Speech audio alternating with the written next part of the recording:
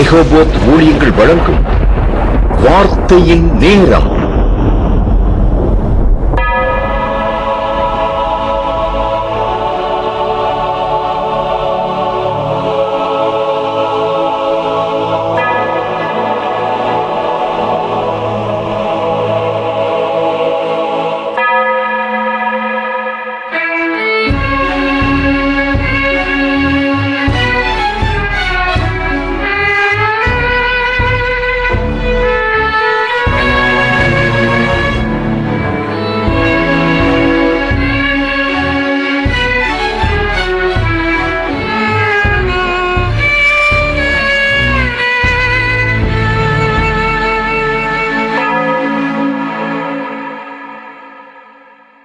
ஆராய்ந்து முடியாத பெரிய காரியங்களையும் எண்ணி முடியாத அதிசயங்களையும் செய்கின்ற சர்வ வல்லமையுள்ள தேவனுக்கே துதியும் கனமும் வல்லமையும் மாட்சிமையும் புகழும் என்றென்றைக்கும் உண்டாயிருப்பதாக.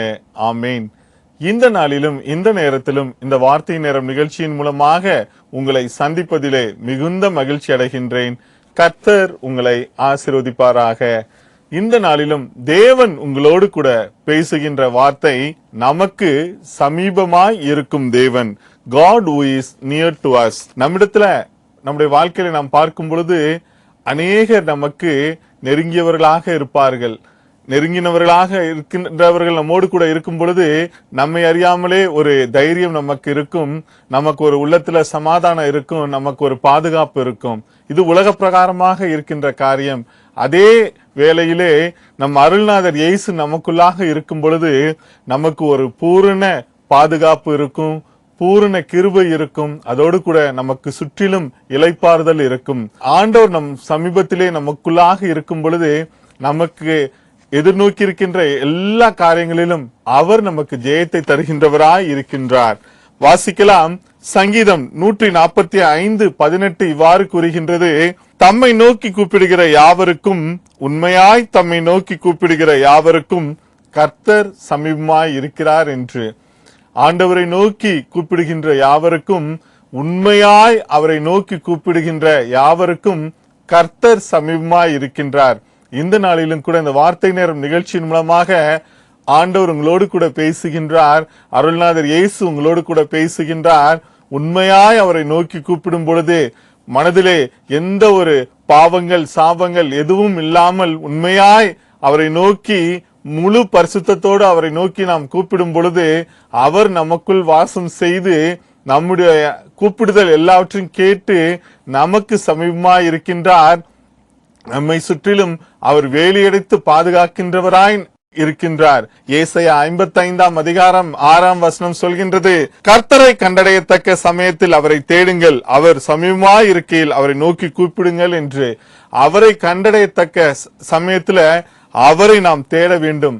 இயேசுவை கண்டடையத்தக்க சமயம் எப்பொழுது என்றால், அதிகாலையில நாம் எழுந்து ஆண்டவரை நோக்கி பார்க்கும் பொழுது அவர் நம்முடைய துதிகளின் பலிகளை அங்கீகரிக்கின்றார். அவரை நோக்கி நாம் ஏறெடுக்கின்ற ஜெபங்களை அங்கீகரிக்கின்றார். அவருடைய வசனங்களை தியானித்து நாம் அறிக்கை செய்து நாம் அவரை நோக்கி ஜெபிக்கும் பொழுது அவருடைய வல்லமை நமக்குள் கடந்து வருகின்றது. அந்த நாள் முழுவதும் அவருடைய பிரசன்னத்தினால் நிறைந்து வழிநடத்தப்படுகின்றோம். அதுதான் இந்த வசனம் சொல்கின்றது. அவரை தேடும் பொழுது அவர் நமக்கு சமீபமாய் இருக்கின்றார். அவரை நோக்கி கூப்பிடும் பொழுது நாம் எண்ணுவதற்கும் நினைப்பதற்கும் மேலான காரியங்களை நம்முடைய வாழ்க்கையில அவர் செய்கின்றவராய் இருக்கின்றார். யாக்கோபு 4:8 கூட இதைத்தான் குறிப்பிடப்பட்டுள்ளது, தேவனிடத்தில் சேருங்கள், அப்பொழுது அவர் உங்களிடத்தில் சேருவார் என்று. அவரிடத்திலே நாம் சேரும் பொழுது அவர் நம்மிடத்திலே சேர்ந்து நம்மோடு கூட இணைந்து நமக்குள் வாசம் செய்து நம்மை வெற்றி சிறக்க பண்ணுகின்றவராய் இருக்கின்றார். நமக்கு சமீபமாய் இருக்கும் தேவன் நம் வாழ்வில் 3 காரியங்களை செய்து நமக்கு சமீபமாய் இருக்கின்றார் என்று பார்க்கலாம். முதலாவது, நொறுங்குண்ட இருதயம் உள்ளவர்களுக்கு தேவன் சமீபமாய் இருக்கின்றார் என்று கூறப்பட்டுள்ளது. ஆம் பிரியமானவர்களே, God is near to the broken hearted. சங்கீதம் 34:18 நொறுங்குண்ட இருதயம் உள்ளவர்களுக்கு கர்த்தர் சமீபமாய் இருந்து நறுங்குண்ட ஆவியுள்ளவர்களை ரட்சிக்கிறார் என்று. நொறுங்குண்ட இருதயம் உள்ளவர்களுக்கு கர்த்தர் சமீபமாய் இருக்கின்றார். மனிதர்கள் நம்முடைய துக்கமான துயரமான சூழ்நிலைகளிலே நம்மோடு கூட இருக்கும் பொழுது நமக்கு ஒரு பலன் இருக்கும், தைரியம் இருக்கும். ஆனா நாம் உடைந்து போன நேரங்களிலே அவர்கள் ஓரளவு தான் நம்மை உதவி செய்ய முடியும் நமக்குள்ள இருக்கின்ற பிரச்சனைகளிலே. ஆனால் அருள்நாதர் இயேசுவை நோக்கி நாம் பார்க்கும் பொழுது, அந்த நொறுங்கின இருதயத்தோடு கூட ஆண்டவரை நோக்கி நாம் கதரும் பொழுது, நம்முடைய கண்ணீர் அவருடைய துருத்தியில் வைக்கப்படும் பொழுது நிச்சயமாகவே அவர் நமக்கு விடுதலை தருகின்றவராய் இருக்கின்றார். சங்கீதம் 23:4 இவ்வாறு கூறுகின்றது, நான் மரண இருளின் பள்ளத்தாக்கிலே நடந்தாலும் பொல்லாப்புக்கு பயப்படேன், தேவரீர் என்னோடு கூட இருக்கிறீர் என்று. இருளான சூழ்நிலைகளிலே நாம் ஒருவேளை இந்த நாளிலும் கூட நாம் வாழ்ந்து கொண்டிருக்கலாம். தேவன் இந்த நாளிலும் கூட உங்களோடு கூட பேசுகின்றார். சங்கீதம் 147:3 மூலமாக இருதயம் நொறுங்குண்டவர்களை குணமாக்குகிறார், அவருடைய காயங்களை கட்டுகிறார் என்று. நம்முடைய இருதயம் நொறுங்குண்டு இருந்தாலும் அதனை குணமாக்குகின்ற தேவன் ஒருவர் இருக்கின்றார். நம்முடைய காயங்களை அவரே கட்டுகின்றார். அவருடைய தழும்புள்ள கரத்தினால நம்மை தொட்டு நம்முடைய காயங்களை அவரே கட்டுகின்றவராய் இருக்கின்றார். ஏனென்றால் வசனம் சொல்லுகின்றது, நம்முடைய மீறுதல் நிமித்தம் அவர் காயப்பட்டார், நம்முடைய அக்கிரமங்கள் நிமித்தம் அவர் நொறுக்கப்பட்டார், சிலுவையிலே நமக்கு சமாதானத்தை உண்டு பண்ணும் ஆக்கினை அவர் மேல் வந்தது, அவருடைய தழும்புகளால் குணமாகிறோம் என்று. அவருடைய தழும்புள்ள கரம் நம்மை தொடும் பொழுது ஆவியிலே சோர்ந்து போய் இருந்தாலும், ஆத்துமாவிலே பலனற்று இருந்தாலும் தேவன் நமக்குள் வாசம் செய்து நம்மை விடுவிக்கின்றவராய் இருக்கின்றார். சங்கீதம் 51:12 இவ்வாறு கூறுகின்றது, உம்மது இரட்சணியத்தின் சந்தோஷத்தை திரும்பவும் எனக்கு தந்து உற்சாகமான ஆவி என்னை தாங்கும்படி செய்யும் என்று. நாம் ஒருவேளை நம்முடைய வாழ்க்கையில நம்முடைய பாவங்கள் நிமித்த ரட்சிப்பை இழந்திருக்கலாம், சந்தோஷத்தை இழந்திருக்கலாம், சமாதானத்தை இழந்திருக்கலாம். ஆனால் ஆண்டவரை நோக்கி நாம் கூப்பிடும் பொழுது அவர் மறுபடியும் நமக்கு அந்த இரட்சணியத்தின் சந்தோஷத்தை நமக்கு தந்து, நம்ம இழந்து போன அந்த உற்சாகத்தின் ஆவியை நமக்குள்ளாக திரும்பவும் தந்து நம்மை உற்சாகப்படுத்துகின்றார், நம்மை சீர்படுத்துகின்றார், ஸ்திரப்படுத்துகின்றார், நம்மை மகிமையிலே சாட்சியாய் நிறுத்துகின்றார். ஏசாயா 61:3 சொல்கின்றது, இந்த அருமையான வார்த்தைகளை பார்க்கலாம். சியோனிலே துயரப்பட்டவர்களை சீர்படுத்தவும், அவர்களுக்கு சாம்பலுக்கு பதிலாக சிங்காரத்தையும், துயரத்துக்கு பதிலாக ஆனந்த தைலத்தையும், ஒடுங்கின ஆவிக்கு பதிலாக துதியின் உடையை கொடுக்கவும் அவர் என்னை அனுப்பினார் என்று கூறப்பட்டுள்ளது. ஆம் பிரியமானவர்களே, சியோனிலே துயரப்பட்டவர்களை சீர்படுத்தவும், அவருடைய பிள்ளைகளாகிய நம்மை சீர்படுத்தவும், நமக்கு சாம்பலுக்கு பதிலாக சிங்காரத்தையும், துயரத்துக்கு பதிலாக ஆனந்த தைலத்தையும், ஒடுங்கின ஆவிக்கு பதிலாக நமக்கு துதியின் ஆவியை தருகின்றார். அவரே நமக்குள் இறங்கி வாசம் செய்து நமக்கு விடுதலை தருகின்றார், காத்து தப்ப பண்ணுகின்றார், கடந்து வந்து தேவனே நம்மை விடுவிக்கின்றவராய் இருக்கின்றார். நாம் வேதத்திலே பார்க்கும் பொழுது ஆகார் என்ற சகோதரி குறித்து பார்க்கலாம். ஆதியாகமம் 16ஆம் அதிகாரத்துல ஆகார் என்பவர்கள் ஆபிரகாமுக்கு பணிவிடைக்காரராய் இருக்கின்றார். அவங்கள பாத்தீங்கன்னா அவங்களுடைய மனைவி சாரா என்ன பண்றாங்கன்னா, அந்த பணிவிடை ஆள ஆபிரகாமுக்கு துணையாக்குகின்றார்கள். ஏனென்றால் குழந்தை பேற்று இல்லாமல் இருக்கின்றது, ஒரு சந்ததி உருவாக வேண்டும் என்று சொல்லி அவர்கள் அவ்வாறு செய்கின்றார்கள். அதன் நிமித்தம் அவங்க குழந்தை உண்டாகின்றது. அந்த தருணத்துல ஆகார் என்ன பண்றாங்கன்னா, சாராயை அற்பமாய் எண்ணுகின்றார்கள். இதை பார்த்து அவங்க வீட்டிலிருந்து வெளியேறுகின்ற சூழ்நிலை வருகின்றது. அந்த தருணத்துல வனாந்திரத்துல அலைந்து கொண்டிருக்கின்றார்கள். அந்த தருணத்துல பார்த்தீர்கள் என்றால் ஆதியாகமம் 16ஆம் அதிகாரம் 8ஆம் வசனத்திலே பார்க்கும் பொழுது, சாராயின் அடிமைப்பெண்ணாகிய ஆகாரே, எங்கே இருந்து வருகிறாய், எங்கே போகிறாய் என்று கேட்டார். அவள், நான் என் நாச்சியாராகிய சாராய் விட்டு ஓடி போகிறேன் என்றாள் என்று கூறப்பட்டுள்ளது. இந்த இடத்துல பாத்தீங்கன்னா அவங்க அந்த வனாந்திரத்தில் அலையும் பொழுது கர்த்தருடைய வார்த்தை அவங்களுக்கு உண்டாகி, எங்க அலைகிறாய் என்று கேட்கின்றார்கள். அப்பொழுது அந்த 13ஆம் வசனத்துல பார்க்கும் பொழுது ஆதியாகமம் 16:13 அப்பொழுது அவள், என்னை காண்பவரை நானும் இவ்விடத்தில் கண்டேன் அல்லவா என்று சொல்லி தன்னோட பேசின கர்த்தருக்கு நீர் என்னை காண்கிற தேவன் என்று பெயரிட்டாள் என்று கூறப்பட்டுள்ளது. இந்த இடத்துல தேவன் சமீபமாய் இருக்கின்றார் ஆகாரோடு. வனாந்திரத்தில் அலைந்து திரிந்த சூழ்நிலையில அவர் எங்கே இருக்கின்றாய், எந்த இடத்துல இருக்கின்றாய் என்று கேட்டு திரும்பி போய் உன்னுடைய நாச்சியார் இடத்துல அடங்கியிரு என்று சொல்லி அனுப்புகின்றார்.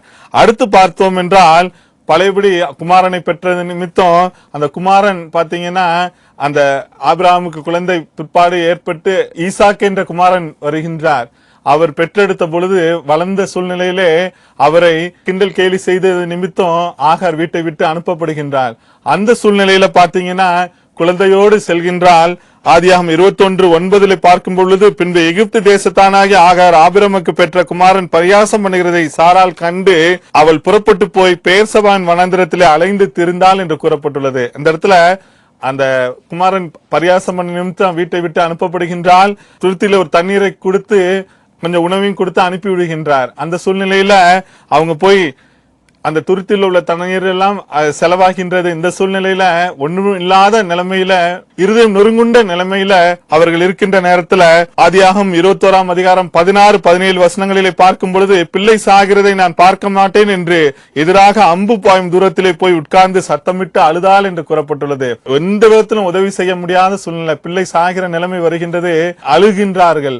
அந்த தருணத்துல தேவன் வார்த்தை வருகின்றது. 17 வசனத்திலே, தேவன் பிள்ளையின் சத்தத்தை கேட்டார். தேவதூதன் வானத்திலிருந்து ஆகாரை கூப்பிட்டு, ஆகாரே உனக்கு என்ன சம்பவித்தது? பயப்படாதே. பிள்ளை இருக்கும் இடத்திலே தேவன் அவன் சத்தத்தை கேட்டார் என்று கூறுகின்றார். பிள்ளையுடைய கண்ணீரின் சத்தம் தேவனுடைய சந்ததியில் எட்டுகின்றது. ஆகாருடைய நிலைமையையும் தேவன் பார்த்து அவர் சமீபமாய் இருந்து அவர்களுக்கு உதவி செய்கின்றார். நொறுங்குண்ட ஆகாருக்கு உதவி செய்த தேவன் இந்த நாளிலும் கூட, யாரும் உதவியற்ற சூழ்நிலையிலே நீங்கள் ஒருவேளை இருந்து கொண்டிருக்கலாம், தேவன் உங்களுக்கு உதவி செய்கின்றவராய் இருக்கின்றார். இரண்டாவதாக நாம் பார்க்கலாம், நமக்கு சமீபமாய் இருக்கும் தேவன் நம் வாழ்வில் நமக்காக யுத்தம் பண்ண நம்மை காக்க தேவன் சமீபமாய் இருக்கின்றார் என்று God is near to fight for us என்று ஆங்கிலத்திலே கூறப்பட்டுள்ளது. ஏசாயா 50 அதிகாரம் 8-9 வசனங்களிலே பார்க்கும் பொழுது, என்னை நீதிமான் ஆக்குகிறவர் சமீபமாய் இருக்கிறார், என்னோட வழக்காடுகிறவன் யார்? ஏகமாய் நிற்போமாக, யார் எனக்கு எதிராளி? அவன் என்னிடத்தில் வரட்டும் என்று கூறப்பட்டுள்ளது.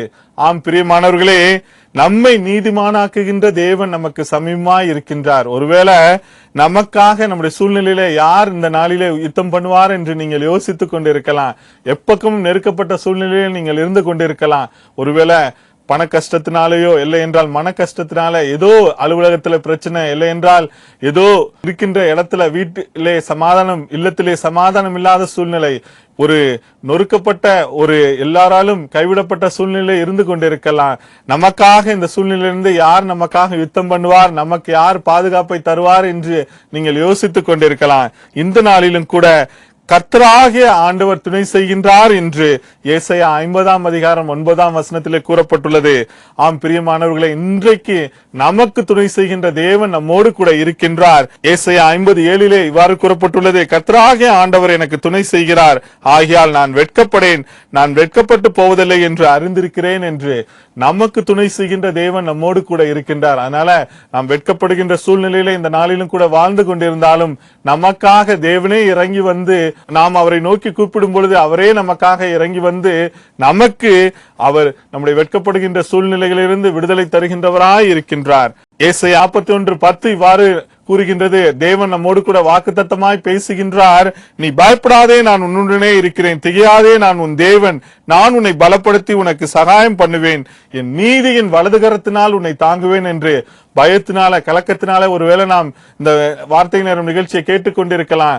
நம்முடைய எதிர்காலம் என்னவா இருக்கும், நம்முடைய சூழ்நிலைகள் இப்பொழுது நம்மை நெருக்கி கொண்டிருக்கின்றதே என்ற கலக்கத்தோடு கூட இருந்து கொண்டிருக்கலாம். தேவன் நம்மை பார்த்து சொல்கின்றார், பயப்படாதே, கலங்காதே, நான் உன்னோடு கூட இருக்கிறேன், நான் உன்னை பலப்படுத்தி உனக்கு சகாயம் பண்ணுவேன், என் நீதியின் வலதுகரத்தினால் உன்னை தாங்குவேன் என்று சொல்லுகின்றார்.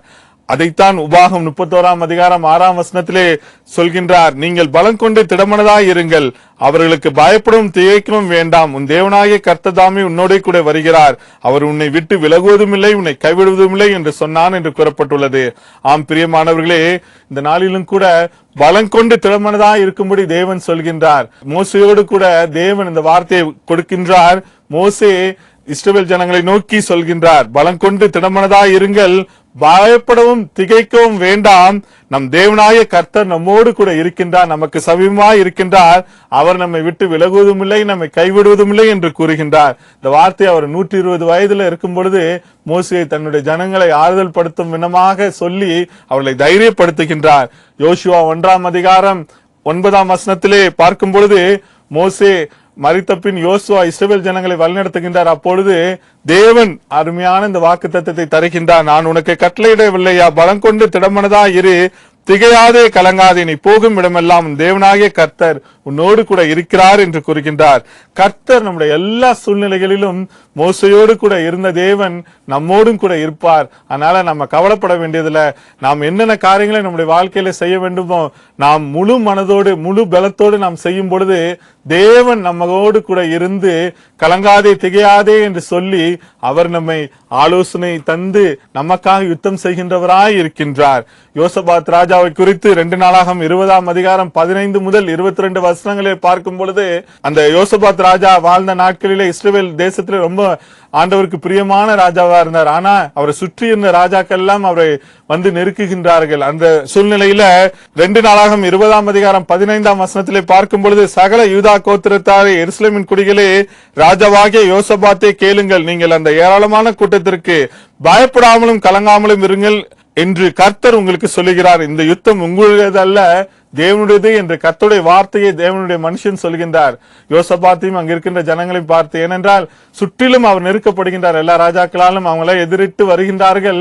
அந்த நேரத்தில் ஆண்டவரை நோக்கி, எனக்கு என்ன செய்யறதுன்னு தெரியல, என்னுடைய கண்கள் உண்மையே நோக்கி இருக்கின்றது என்று அவர் ஆண்டவருடைய பாதத்திலே விழுந்து ஜெபிக்கும் பொழுது ஆண்டவர் அந்த ஜெபத்தை கேட்டு அவருடைய ஊழியக்காரர் மூலமாக இந்த வார்த்தையை கொடுக்கின்றார். யூதா கோத்திரத்தாரே எருசலேமின் குடிகளே, ராஜாவாகிய யோசபாத்தே கேளுங்கள், நீங்கள் அந்த ஏராளமான கூட்டத்திற்கு பயப்படாமலும் கலங்காமலும் இருங்கள் என்று கர்த்தர் சொல்கின்றார். ஏனென்றால் இந்த யுத்தம் உங்களுடையதல்ல, கர்த்தருடையது என்று ஆண்டவரிடத்தில் அவர் முறையிட்டார். அதனால அந்த யுத்தத்தை ஆண்டவரே ஏற்றுக்கொண்டார். இந்த நாளிலும் கூட நம்முடைய வாழ்க்கையிலும் கூட நாம் எதிர்நோக்கின்ற யுத்தங்கள் எதுவாக இருக்கலாம். அது பண ரீதியான யுத்தங்களாக இருக்கலாம், இல்லை என்றால் மன ரீதியாக, இல்லை என்றால் வேலை ஸ்தலங்களிலே மற்றும் நாம் கையிட்டு செய்கின்ற காரியங்களிலே நெருக்கமான சூழ்நிலைகளிலே நாம் இருந்து கொண்டு இருக்கலாம். அந்த சூழ்நிலையிலும் கூட நமக்காக யுத்தம் பண்ண தேவன் இருக்கின்றார். இந்த யுத்தத்தை நாம் தனிமையா செய்ய போவதில்லை, நம்மோடு கூட ஆண்டவர் நமக்குள் வாசம் செய்து நம்முடைய காரியங்களிலே அவர் யுத்தம் பண்ணி நமக்கு ஜெயத்தை தருகின்றவராய் இருக்கின்றார். இதற்காகத்தான் அவர் கல்வாரி சிலுவையிலே மரித்து உயிர்த்தெழுந்தார், இன்றும் ஜீவித்துக் கொண்டிருக்கின்றார். அந்த உயிர்த்தெழுந்த வல்லமையின் மூலமாக அவர் நமக்குள் வாசம் செய்து நம்முடைய சூழ்நிலைகளிலே அவர் நமக்காக யுத்தம் செய்து வெற்றி சிறக்க பண்ணுகின்றவராய் இருக்கின்றார். இதைத்தான் 2 நாளாகமும் 20:17 கூறப்பட்டுள்ளது. இந்த யுத்தத்தை பண்ணுகிறவர்கள் நீங்கள் அல்ல, யூதா மனுஷரே, எருசலேம் ஜனங்களே, நீங்கள் தரித்து நின்று கர்த்தர் உங்களுக்கு செய்யும் ரட்சிப்பை பாருங்கள், பயப்படாமலும் கலங்காமலும் இருங்கள், நாளைக்கு அவர்களுக்கு எதிராக புறப்படுங்கள், கர்த்தர் உங்களோட கூட இருக்கிறார் என்றான். இந்த இடத்துல ராஜா சொல்றாரு, நம்ம பயப்படாமல் கலங்காமலும் இருப்போம், ஏன்னா கர்த்தர் நமக்காக யுத்தம் செய்வார் என்று சொல்லி அவர் அந்த வார்த்தையின்படி ஜனங்களை தைரியப்படுத்தி செல்லும் பொழுது 2 நாளாகமம் 20ஆம் அதிகாரம் 21ஆம் வசனத்திலே நாம் பார்க்கும் பொழுது, பின்பு அவன் ஜனத்தோடு ஆலோசனை பண்ணி பரிசுத்தமுள்ள மகத்துவத்தை துதிக்கவும் ஆயுதம் அணிந்தவர்களுக்கு முன்னாக நடந்து போய் இந்த துதிகளை ஏறெடுக்க சொல்கின்றார். கர்த்தரை துதியுங்கள், அவர் கிருபை என்றும் உள்ளது என்று கர்த்தரை பாடவும் பாடகரை நிறுத்தினான் என்று கூறப்பட்டுள்ளது. கர்த்தரை துதியுங்கள், அவர் கிருபை என்றும் உள்ளது என்று பாடகரை நிறுத்தி துதித்த பொழுது சுற்றி வந்த ஏராளமான அந்த ராஜாக்கள், அவரை சுற்றி வந்தவர்கள் எல்லாம், அந்த ஜனங்கள் எல்லாம் ஒருவரோடு ஒருவர் முறியடித்து விழுந்து போனார்கள். நம்முடைய சூழ்நிலையிலும் கூட ஆண்டவர் இந்த நாளிலும் கூட உங்களோடு கூட பேசுகின்றார். யுத்தம் போன்ற சூழ்நிலைகள் நம்முடைய வாழ்க்கையில இருந்தாலும் ஆண்டவரை துதிக்கும் பொழுது அவர் யுத்தத்தில் வல்லவர், நமக்காக யுத்தம் செய்கின்றவர், நமக்கு விடுதலை தருகின்றவராய் இருக்கின்றார். 3ஆவதாக நாம் பார்க்கலாம், நமக்கு சமயமாய் இருக்கும் தேவன் நம் வாழ்வில் நமக்கு ஞானத்தையும் ஆலோசனை கொடுக்கும் தேவனாய் இருந்து நமக்கு சமயமாய் இருக்கின்றார் என்று பார்க்கலாம். God is near to give us wisdom and guidance. சங்கீதம் 32:8 இவ்வாறு கூறுகின்றது, நான் உனக்கு போதித்து நீ நடக்க வேண்டிய வழியை உனக்கு காண்பிப்பேன், உன்மேல் என் கண்ணை வைத்து உனக்கு ஆலோசனை சொல்லுவேன். நான் உனக்கு போதித்து நீ நடக்க வேண்டிய வழியை உனக்கு காட்டுவேன், உன்மேல் என் கண்ணை வைத்து உனக்கு ஆலோசனை சொல்லுவேன். கர்த்தரே நமக்கு ஆலோசனை தருகின்றார். அவருடைய கண்கள் நம் மீது நோக்கமாய் இருக்கின்றது. அவர் நமக்கு ஆலோசனை தந்து நமக்கு ஞானத்தையும் அவரே தருகின்றார், ஆலோசனையும் அவரே தருகின்றார். ஏசாயா 11ஆம் அதிகாரம் 2ஆம் வசனத்திலே பார்க்கும் பொழுது, ஞானத்தையும் உணர்வையும் அருளும் ஆவியும், ஆலோசனையும் பலனையும் அருளும் ஆவியும், அறிவையும் கர்த்தருக்கு பயப்படுகிற பயத்தையும் அருளும் ஆவியுமாகிய கர்த்தருடைய ஆவியானவர் அவர் மேல் தங்கியிருப்பார் என்று தேவன் நமக்கு விசேஷித்த அபிஷேகத்தை தருகின்றார். அவரை நோக்கி கூப்பிடும் பொழுது, ஞானம் தேவை என்று நாம் கூப்பிடும் பொழுது, அறிவு தேவை என்று நாம் கூப்பிடும் பொழுது அவரே நமக்கு ஞானத்தையும் அறிவையும் தருகின்றார். ஏசாயா 30ஆம் அதிகாரம் 21ஆம் வசனம் சொல்கின்றது, நீங்கள் வலதுபுறமாய் சாயும் பொழுதும் இடதுபுறமாய் சாயும் போதும் வழி இதுவே, இதிலே நடவுங்கள் என்று உங்களுக்கு பின்னாலே சொல்லும் வார்த்தையை உங்கள் காதுகள் கேட்கும் என்று. நாம் வலதுபுறமாய் சாயும் பொழுதும், வாழ்க்கையில இடதுபுறமாய் சாயும் பொழுதும் வழி இதுவே, இதிலே நடவுங்கள் என்று கர்த்தருடைய வார்த்தை நம்முடைய செவிகள் கேட்க சொல்லப்படுகின்றது. ஆம், அந்த வார்த்தைகள் எப்பொழுது நம்முடைய செவிகள் கேட்க சொல்லப்படும் என்றால், ஆண்டவர் நமக்கு சமீபமாய் இருக்கும் பொழுது, நமக்குள் வாசம் செய்யும் பொழுது, அவரோடு கூட நாம் பயணிக்கும் பொழுது, ஒருவேளை இதற்கு தடையாக நம்முடைய வாழ்க்கையில அவருக்கு பிரியமில்லாத காரியங்கள், பாவங்கள் இருந்தால் அதனை விட்டு நாம் கடந்து செல்லும் பொழுது, அவரை நோக்கி பார்த்து நம்முடைய வாழ்க்கையை பரிசுத்தமாய் வைத்து நாம் வாழும் பொழுது, அவரே நமக்கு வழி இதுவே, இதில் நடவுங்கள் என்று ஆலோசனை தந்து ஞானத்தையும் அறிவையும் தந்து வழிநடத்துகின்றார். அவர் நடத்தும் பொழுது நமக்கு எல்லாமே வெற்றியாய் இருக்கும். தாவீதினுடைய அனுபவத்தை சிக்லாக் என்ற இடத்திலே பார்க்கலாம். வேதத்துல 1 சாமுவேல் 30ஆம் அதிகாரம் 1ஆம் வசனத்திலே பார்க்கும் பொழுது, அமலேக்கியர் என்ன பண்றாங்கன்னா, தாவீது இருந்த அந்த சிக்லாக் இடத்துல வந்து தாவீது மற்றும் அவருடைய படை வீரர்களும் வெளியே இருக்கின்ற நேரத்துல அங்க வந்து கம்ப்ளீட்டா அங்க இருக்கின்ற எல்லாவற்றையும் எடுத்து சென்று விடுகின்றார்கள். அவருடைய தாவீதுடைய மனைவிகள் மற்றும் அங்க இருக்கின்றவர்கள் மற்றும் எல்லா பொருள்களையும் எடுத்து சென்று விடுகின்றார்கள். சென்று விடுவது மாத்திரம் இல்ல, அதை எரித்தும் சென்று விடுகின்றார்கள். இவங்க வந்து பார்த்தா ஒண்ணுமே இல்லை, எல்லாம் எரிந்த நிலைமையில இருக்கின்றது. அப்பொழுது அங்க இருக்கின்ற வந்தவர்கள் எல்லாம் தங்களால முடிந்த அளவு சத்தம் விட்டு அழுதார்கள் என்று கூறப்பட்டுள்ளது. அந்த சூழ்நிலையில தாவீது மிகவும் நெருக்கப்பட்ட சூழ்நிலையில ஆண்டவரை நோக்கி பார்க்கின்றார். அவரை நோக்கி கூப்பிடும் பொழுது ஆண்டவர் அவருக்கு உதவி செய்கின்றார். 1 சாமுவேல் 30ஆம் அதிகாரம் 4-6 வசனங்களிலே பார்க்கும் பொழுது, அப்பொழுது தாவீதும் அவனோடு இருந்த ஜனங்களும் அழுகிறதற்கு தங்களில் பலன் இல்லாமல் போகும் மட்டும் சத்தமிட்டு அழுதார்கள். தாவீது மிகவும் நெருக்கப்பட்டான். இந்த நெருக்கமான சூழ்நிலையில அவர் ஆண்டவரை விட்டு விலகி விடவில்லை. ஆண்டவரை முறுமுறுக்கல, ஆண்டவருக்குள்ளாக திடப்படுத்திக் கொண்டார். அதன் நிமித்தம் பாத்தீங்கன்னா அந்த சூழ்நிலையிலிருந்து தேவன் என்ன செய்கின்றார் என்றால், 1 சாமுவேல் 30:8 தாவீது கர்த்தரை நோக்கி, நான் அந்த தண்டை பின்தொடர வேண்டுமா, அதை பிடிப்பேனா என்று கேட்டான். அதற்கு அவர், அதை பின்தொடர், அதை நீ பிடித்து சகலத்தையும் திருப்பிக் கொள்வாய் என்றார். தாவீது இந்த இடத்துல ஆண்டவரிடத்துல ஆலோசனை கேட்கிறார். அவருக்கு தேவன் கொடுத்த ஞானத்தின் நிமித்தம் ஆண்டவரை நோக்கி ஆலோசனை கேட்கின்றார். தேவன் அவருக்கு ஞானத்தையும் ஆலோசனையும் தந்த தேவன் அழகாக கூறுகின்றார், நீ தொடர்ந்து அவர்களை பின்தொடர்ந்து செல், அப்பொழுது நீ வெற்றி பெறுவாய் என்று அவ்வாறே வெற்றி பெறுகின்றார். இழந்ததை எல்லாவற்றையும் மீட்டுக் கொள்கின்றார். ஆம் பிரியமானவர்களே, இந்த நாளிலும் கூட நம்முடைய நெருக்கமான சூழ்நிலைகளிலே நாம் சோர்ந்து போகாமல் ஆண்டவருக்குள்ளாக நம்மை திடப்படுத்திக் கொண்டு நாம் கடந்து செல்லும் பொழுது நிச்சயமாகவே ஆண்டவர் அவருடைய ஞானத்தை தந்து நம்மை வழி நடத்துவார். அதோடு கூட நாம் எல்லாவற்றிலும் வெற்றி சிறக்க பண்ணுகின்ற சூழ்நிலையிலே தேவன் நம்மை வைப்பார். இந்த நாளிலும் கூட நாம் பார்க்கும் பொழுது சாலமோனுடைய வாழ்க்கையிலும் இதைத்தான் செய்கின்றார். 1 ராஜாக்கள் 3ஆம் அதிகாரம் 1 முதல் 13 வசனங்களை பார்க்கும் பொழுது, தாவீது மரித்த பின் சாலமோன் ராஜாவாகின்றார். ஆனா சின்ன வயசு. அப்ப 1 ராஜாக்கள் 3ஆம் அதிகாரம் 9, 12, 13 வசனங்களிலே பார்க்கும் பொழுது, அடியேனுக்கு ஞானமுள்ள இருதயத்தை தந்தருளும் என்று சாலமோன் கேட்கின்றார். ஞானமும் உணர்வுமுள்ள இருதயத்தை உனக்கு தந்தேன் என்று ஆண்டவர் சொல்கின்றார். அதோடு கூட நீ கேளாத ஐஸ்வர்யத்தின் மகிமை உனக்கு தந்தேன் என்று கூறுகின்றார். சாலமோன் ஞானமுள்ள இருதயத்தை எனக்கு தாங்க, ஏன்னா திரளான கூட்டம் இருக்கு, நானும் வயதுல சின்னவன், ஞானமுள்ள இருதயத்தை தாரும் என்று கேட்ட பொழுது தேவன் அவருக்கு ஞானமும் உணர்வும் உள்ள இருதயத்தை உனக்கு தந்தேன் என்று கூறுகின்றார். அதோடு கூட நீ வேற எதையும் கேட்காம ஞானத்தை கேட்டது நிமித்தம் நீ கேளாத ஐஸ்வர்யத்தையும் மகிமை உனக்கு தந்தேன் என்று கூறுகின்றார். அதனால இந்த நாளிலும் கூட சாலமோனை போல நாமும் ஆண்டவரை நோக்கி கேட்கும் பொழுது அவர் நமக்கு ஞானத்தை தருவது மாத்திரமல்ல, அறிவை தருவது மாத்திரமல்ல, அதோடு கூட கேளாத ஐஸ்வர்யத்தையும் மற்றும் நமக்கு வேண்டிய எல்லா நன்மைகளையும் அவர் தருகின்றவராய் இருக்கின்றார். நமக்கு சமயமாயிருக்கும் தேவன் நம் வாழ்வில் 3 காரியங்களை செய்து நமக்கு சமயமாய் இருக்கின்றார் என்று பார்த்தோம். நொறுங்குண்ட இருதயம் உள்ளவர்களுக்கு தேவன் சமயமாய் இருக்கின்றார். நமக்காக யுத்தம் பண்ண நம்மை காக்க தேவன் சமயமாய் இருக்கின்றார். நமக்கு ஞானத்தையும் ஆலோசனையும் கொடுக்க தேவன் சமயமாய் இருக்கின்றார் என்று. கடைசியாக தேவன் இந்த நாளிலும் கூட நம்மோடு கூட பேசுகின்றார். வெளிப்படுத்தல் 3ஆம் அதிகாரம் 20ஆம் வசனத்தின் மூலமாக, இதோ வாசற்படியிலே நின்று தட்டுகிறேன், ஒருவனின் சத்தத்தை கேட்டு கதவை திறந்தால் அவனிடத்தில் நான் பிரவேசித்து அவனோட போஜனம் பண்ணுவேன், அவனும் என்னோட போஜனம் பண்ணுவான் என்று. வாசற்படியில் நின்று தட்டுகின்றார். ஒருவன் என் சத்தத்தை கேட்டு கதவை திறந்தால் அவனிடத்தில் நான் பிரவேசித்து அவனோடு கூட போஜனம் பண்ணுவேன், அவனும் என்னோடு கூட போஜனம் பண்ணுவான் என்று. நம்முடைய இருதயத்தை ஆண்டவருக்கு திறந்து கொடுக்கும் பொழுது அவர் நமக்குள் வாசம் செய்வார், நம்மை பலப்படுத்துவார். இந்த நாளிலும் கூட ஆசீர்வாதமான வாக்குத்தத்தமாய் உங்களோடு கூட ஆண்டவர் பேசுகின்றார். கர்த்தரும் உனக்கு வாக்கு கொடுத்து உனக்கு சொல்லியிருக்கிறபடி நீ என்னுடைய கட்டளைகளை எல்லாம் கை கொண்டால் எனக்கு சொந்த ஜனமாய் இருப்பாய் என்றும், நான் உண்டு பண்ணின எல்லா ஜாதிகளை பார்க்கிலும் புகழ்ச்சியிலும் கீர்த்தியிலும் மகிமையிலும் உன்னை சிறந்திருக்கும்படி செய்வேன் என்றும், நான் சொன்னபடியே நீ உன் தேவனாகிய கர்த்தரான எனக்கு பரிசுத்த ஜனமாய் இருப்பாய் என்றும் அவர் இன்று உனக்கு சொல்லுகிறார் என்று ஆண்டவர் உங்களோடு கூட பேசுகின்றார். அவருடைய வாக்கின்படி அவருடைய கட்டளைகளை நாம் பின்பற்றி இருக்கும் பொழுது நம்மை எல்லா ஜாதிகளை பார்க்கிலும் புகழ்ச்சியிலும் கீர்த்தியிலும் மகிமையிலும் நம்மை சிறந்திருக்கும்படி செய்து அவர் சொன்னபடியே நம்மை பரிசுத்த ஜனமாய் நம்மை வைத்து நம்ம எல்லா நிலைகளிலும் நம்மை ஆசீர்வதிக்கின்றவராய் இருக்கின்றார். அத்தகைய ஆசீர்வாதத்தை நம்முடைய உள்ளத்தை ஆண்டவருக்கு திறந்து கொடுத்து நம்முடைய பாவங்களை எல்லாம் அறிக்கை செய்து அவருடைய கரத்தில் நம்முடைய வாழ்க்கையை கொடுக்கும் பொழுது அவர் நம்மை ஆவிக்குரிய பிரகாரமாகவும் சரீர பிரகாரமாகவும் உலக பிரகாரமாகவும் ஆசீர்வதிப்பார். கர்த்தர் உங்களை ஆசீர்வதிப்பாராக. ஆமேன்.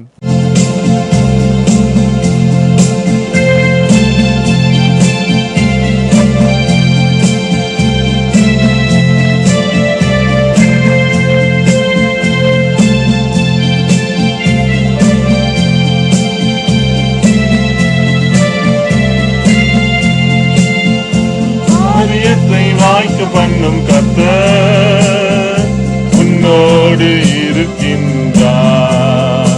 உன்னை பேர் சொல்லி அழைக்கும் கர்த்தர் உன்னை கடைசி வரை நடத்தி செல்வார். உன் காரியத்தை வாய்க்க பண்ணும் கர்த்தர் உன்னோடு இருக்கின்றார். உன்னை பேர் சொல்லி அழைக்கும்